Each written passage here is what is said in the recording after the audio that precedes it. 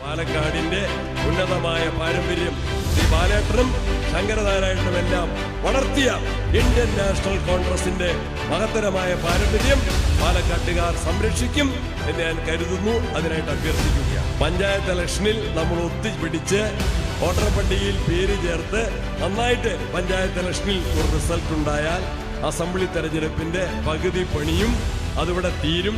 Assembly തെരഞ്ഞെടുപ്പിന്റെ voter പട്ടികയിലെ പേരിലും നമുക്ക് അത്യാവശ്യമായ പ്രവർത്തനങ്ങൾ വേണം. ഇതെല്ലാം നല്ല നിലയിൽ ഏറ്റെടുത്ത് വിജയിപ്പിക്കാൻ ഈ സമര സംഗമം ഉപകരിക്കും.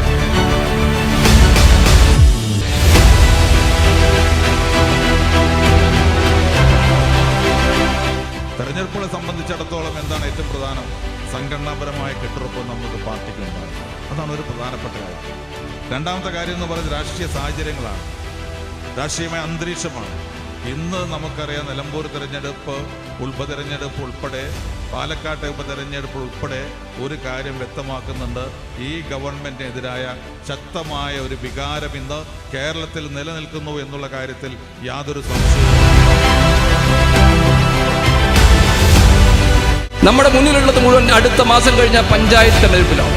ആ പഞ്ചായത്ത് തെരഞ്ഞെടുപ്പ് ഇന്ന് വരെ ദൈവം സഹായിച്ച് 4 വർഷമായിട്ട് എല്ലാ തെരഞ്ഞെടുപ്പും പാലക്കാട് ജില്ല ജയിച്ചിട്ടുള്ള ഒരു ജില്ലയാണ്, എല്ലാ ഉപതെരഞ്ഞെടുപ്പിലും. അതുപോലെ തന്നെ ഇനിയുള്ള യാത്രയിൽ നമ്മൾക്ക് റെക്കോർഡ്പരമായി പഞ്ചായത്തും മുനിസിപ്പാലിറ്റി പിടിക്കണം. ആ വരുന്ന 2025 പഞ്ചായത്ത് തെരഞ്ഞെടുപ്പും 2026 അസംബ്ലി തെരഞ്ഞെടുപ്പും ജയിക്കുക എന്ന ലക്ഷ്യമായിട്ട് അതിന് തീരുമാനിക്കേണ്ട ആളുകൾ, പ്രവർത്തിക്കേണ്ട ആളുകൾ ഇതിനകത്തിരിക്കുന്നത്. അതുകൊണ്ട് തന്നെ നമ്മൾ ദൃഢപ്രതിജ്ഞയോടുകൂടി ഈ വരുന്ന പഞ്ചായത്ത് തെരഞ്ഞെടുപ്പിൽ ഏറ്റവും കൂടി പഞ്ചായത്ത് മുനിസിപ്പാലിറ്റി പിടിക്കുമെന്നുള്ള പ്രതിജ്ഞ എടുക്കണം.